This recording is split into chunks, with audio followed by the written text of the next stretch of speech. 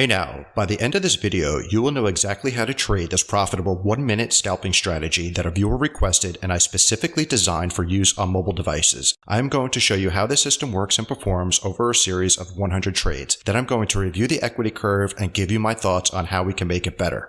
Let's get into it. The system I'm going to test uses 4 free TradingView built-in indicators. The first 3 indicators are all exponential moving averages based on the Fibonacci sequence. The first EMA we are going to put on the chart is the 21, and I'm going to color it in yellow. This will be used for our trigger. The second EMA the system uses is the 55 in orange. This will be used for our stop loss level and trend direction. The final EMA period is the 144 in white. This will also be used for trend direction and stop loss level. The fourth and final indicator we'll put on the chart are Williams fractals. We will use fractals to signify a possible setup. Now let's go to the charts. If you like this content, be sure to subscribe. This chart is Bitcoin versus US dollar. On this test, the rules for a long entry are: price closes above all the EMAs. Enter when price closes above the 21 EMA with a fractal, while EMAs are stacked in order, meaning the 21 is higher than the 55 and the 55 is higher than the 144. All of that happens on this candle here. That is our trigger candle. We have 2 options to place our stop. If the candle where the fractal appears is above the 55 EMA, we place our stop at the 144 EMA. Or, if the candle where the fractal appears is below the 55 EMA, then we place our stop at the 55 EMA. So in this example, because price dips below the 55, we are going to place our stop at the 144 EMA. So on this test, we're actually going to examine 2 take profit levels, a 1.5 to 1 and a 2 to 1. Stay tuned to the end to see which one gives us a better gain on account. Let's see how this plays out. And this one hits 2 to 1. We have one more long example. Again, we have price closing above all the EMAs. Then price pulls back into the EMAs. We enter when price closes above the 21 EMA with a fractal, while the 21 is higher than the 55 EMA, and the 55 is higher than the 144 EMA. All of that happens on this candle here. That is our trigger candle. As a reminder, we have 2 options to place our stop. The first is the candle where the fractal appears is above 55 EMA. We place our stop at the 144 EMA. Or, if the candle where the fractal appears is below the 55 EMA, then we place our stop at the 55 EMA. So in this setup, we're going to use the 55. So our profit target here will be 1.5 to 1 and 2 to 1.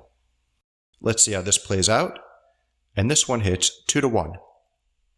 Now we flip to shorts. This is what I will test for shorts, which is the opposite of longs. First, we are looking for price to move below the EMAs and then come back into the EMAs. Second, we are looking for price to close below the 21 EMA with a Williams fractal, and for the 55 to be above the 21 and 144 to be above the 55 EMAs. Everything coalesces on this trigger candle.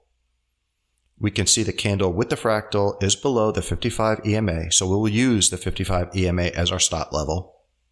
We target 1.5 to 1 for test 1 and 2 to 1 for test 2. And this one hit 2 to 1. I'm going to show you one more short example before we get into the test.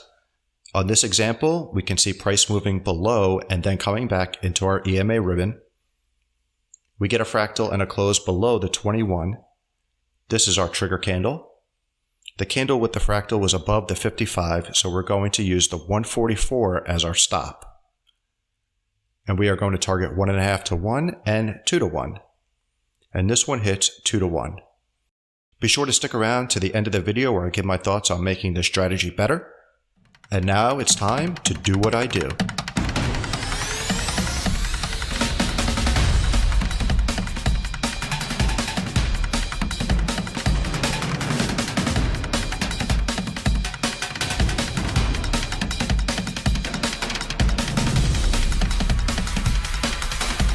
I want to thank MKFBS for requesting a system that works on mobile. This was my inspiration for creating this strategy.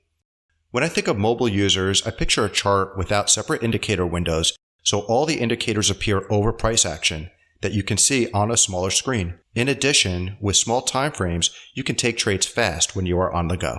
Remember to subscribe and enable notifications so you know when our next installment is released. Now let's review the two sets of data and go over a couple of ideas on how to optimize this system. The first test was setting a risk to reward ratio of 1.5 to 1. This test was done on Bitcoin versus the US dollar using the 1 minute time frame. There were 56 that hit target 1 and 44 that stopped out, for a winning percentage of 56% over 100 trades. It took a brisk 4 days to find those 100 trades. Risking 1% per trade, the gain on account was 40%. The equity curve on test 1 starts out with a huge impulsive move, followed by some consolidation, and then another smaller impulsive move up, followed by consolidation, and then the last few trades, again, looks like a start of another impulsive move.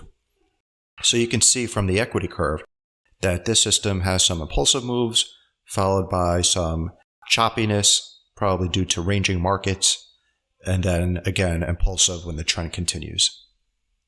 Now let's review our second set of data.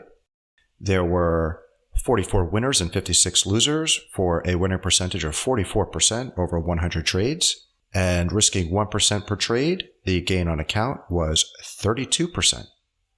So you can see here that the equity curve on the second set of data starts out again with an impulsive move up, followed by a consolidation period, and then a much smaller impulsive move up, followed by some consolidation, and it kind of ends there. So comparing these two different methods of taking profit, we can see that on this particular set of price data, that using 1.5 to 1 actually increased our gain on account more than using 2 to 1. But I will warn you that we are only using 4 days of test data, so it's a very limited data set. And the other thing, which I will get into in a minute, is that this does not account for fees or spreads. How do we find the crumbs to optimize and make this system better? Try this system out on larger time frames, especially if you take this system from the crypto to the Forex charts. Larger time frame charts have less noise and are less susceptible to rogue wicks and odd market behaviors. Number 2, watch out for the fees. There are crypto exchanges that give you commission-free trading if you use limit orders. Because the movements on the 1 minute chart are so relatively small, you want to make sure that your profits aren't eaten up by those fees. Third, and most importantly, this is a very limited data set. We only have a few days of data here, so don't go out there expecting the same results if you start trading this.